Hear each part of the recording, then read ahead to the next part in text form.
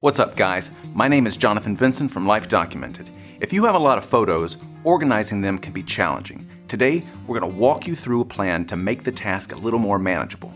Let's get started. Okay, so the first thing you're going to want to do is figure out where you're going to put all of your images, and that involves storage. Nowadays, external hard drives are cheap, and you should have no trouble finding one to accommodate your storage needs. My advice is to get the largest one you can afford. Solid-state drives are best, but mechanical drives are good too. If opting for a mechanical drive, just make sure to purchase one that spins at least 7,200 RPM. Once you have your drive, create a folder on it and call it Family Photos. This is where you're going to store all the files you're about to create and collect. If you have any questions about hard drives or need help in purchasing one, be sure to check out the links in the description below. Since we just discussed storage, now's a good time to discuss backups. You're about to embark on a time-consuming labor of love gathering many photos. You don't want something tragic to happen to them along the way. I recommend a dedicated backup service like BackBlaze that offers unlimited data backup across multiple drives and the ability to restore a failed drive for only $60 a year.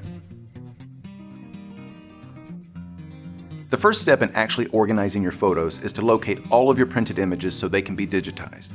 Once your prints are collected, you'll have the option of either farming the digitizing process out to a third party or doing it yourself.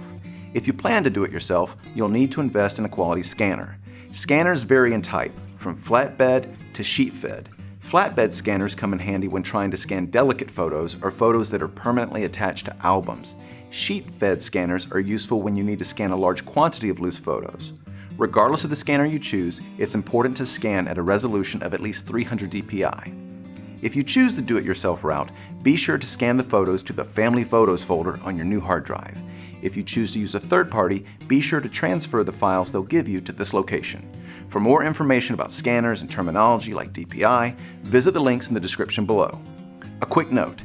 If you're on a budget and a scanner is out of the question, take a look at Microsoft's Office Lens app for iPhone and Android. The app basically turns your phone camera into a portable photo and document scanner. It's not perfect, but it will work in a pinch. Okay, now that you've got your prints scanned, it's time to gather your original digital photos.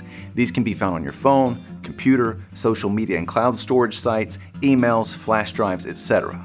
When possible, download or save them in the highest resolution available. Obviously, in a video like this, it's impossible to account for all the places your photos might be hiding and to demonstrate how to retrieve them from every platform.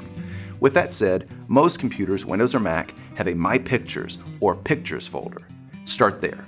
After that, use the computer's local search to isolate photos that might exist in other folders. Extensions to search for include the following: .jpg, .png, .gif, .tiff, and .pdf. When you've located all your photos, begin transferring them to the Family Photos folder. Remember, on a computer, transfers can often be accomplished by simply dragging and dropping files between folders. Now that everything's collected, it's time to bring some organization to the madness, and that begins with folder structure. There are numerous ways to go about this, but the most intuitive and systematic way, in my view, is to start with folders numbered by the year. Once you have yearly folders created, you'll need to properly name your photos and organize them within the folders accordingly. In the case of photos where the year is unknown, such as those passed down or inherited, consider creating a miscellaneous folder where they can be stored. There are obviously numerous ways to name a file.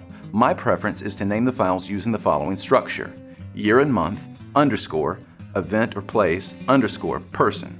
So in the case of a photo taken in June of 2020 with my son Addison on his birthday, it would read as follows: 202006 _ birthday _ Addison. If the event contains more than one word or is a phrase, use a hyphen to indicate spaces. For example, 200106 _ Stone Mountain _ Jenny.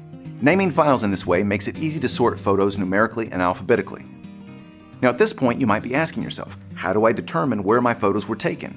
Well, when it comes to older prints, it's not always easy. In the past, sometimes people would write the information on the photo, or a lab would mark a processing date on the back of prints. That seems to be the exception rather than the rule though. So in places where the dates are unknown, you can either guess using context clues, or you can replace the date with the general descriptor unknown. When it comes to original digitals, that is, photos taken with a digital camera, you can often find relevant metadata in the file's properties. For those unaware, metadata is simply hidden text in files that stores information, in this case, information about your photos. On a Windows computer, for example, you can right-click on the file or image and left-click on Properties to view the metadata of that file. You will then be able to view the date the image was taken. Third-party software is also available to help filter through metadata and make sorting photos into dated folders easier. One other thing to note, when naming files on a Windows and Mac computer, you can batch rename to save time. On a Windows computer, simply highlight the files in Windows Explorer that you wish to rename. Right-click on your first file or image and click Rename. Name your file appropriately and click Enter. The selected files will be renamed accordingly. The process is similar on a Mac. You can find a link with the directions in the description below.